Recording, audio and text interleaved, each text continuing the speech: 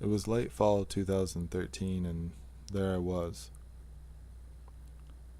trapped in front of a large, noisy, dangerous machine living in the tiny, scary little town in which I had been born. I had left Chicago 9 months earlier and was in a place that I had vowed never to return to. Although I never wanted to go back to the scary little town where the scared and angry corn people reigned, I was feeling confused and lost in the big city. Actually, I wasn't feeling any of that, but I did feel that I should leave. I thought maybe if I left and then returned somewhere in the middle, I could develop a new strategy and relaunch myself back into my life. I had stopped drinking before I left Chicago, and I did so mainly because it had become boring, and I had come to the conclusion that it was a trick. That decision alone made me feel like I had airdropped myself into the middle of a lonely little nowhere place, in the middle of the city, in the midst of millions of people. I mean, what else do people in Chicago do besides drink? Anyway, I knew as soon as I arrived back in my hometown that I had made a grave mistake.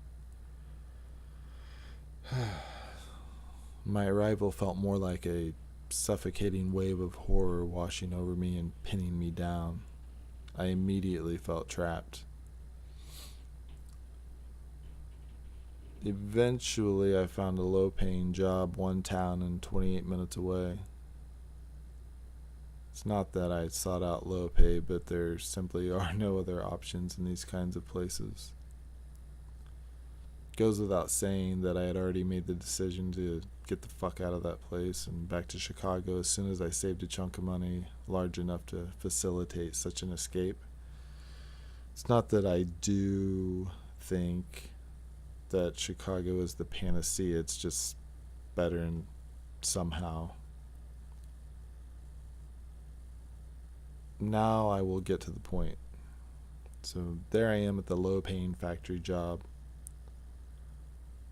I was rapidly going insane in the repetitive and loud warehouse of souls that I had necessarily injected myself into.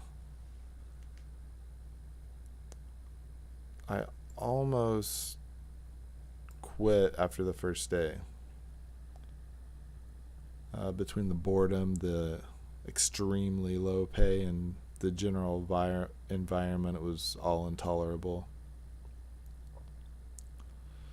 I knew I would not stay, not even for another day, but I also knew that I had to, so I could leave that place and get back to Chicago.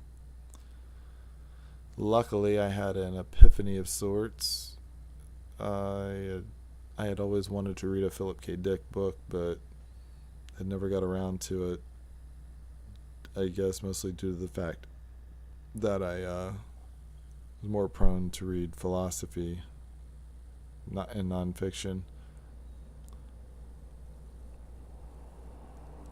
I'd always wanted, or okay, so the only thing that I thought could save me would be to listen to, say, audiobooks while operating the machine I was stationed at. I quickly downloaded an app for audiobooks, but didn't know which PKD book to start with.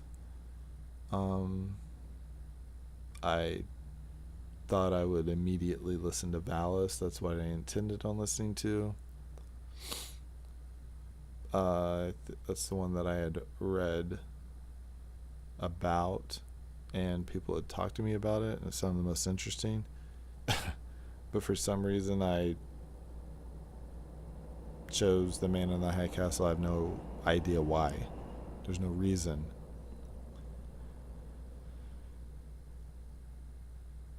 So I chose Man in the High Castle and began listening to the book. It made the job semi-tolerable, and everything was going as good as could be expected in such a place. And I'm standing there calmly, working at the machine and listening, and then a certain character appears in the book. That character was Mr. Baines. I thought, wow, that's strange. My last name is Baines. So the book continued on and eventually stated that Mr. Baines worked for an injection molding factory. This is when I began to feel eerie and freak out a little. There I was, Mr. Baines, working for the plastic injection molding factory. I had never had anything to do with injection molding. It was absolutely new to me. I had worked in other factory jobs, but never injection molding. In fact, I was just working at this job long enough to get out of town and never return. So the book continues on and eventually reveals that Mr. Baines will be returning to the big city.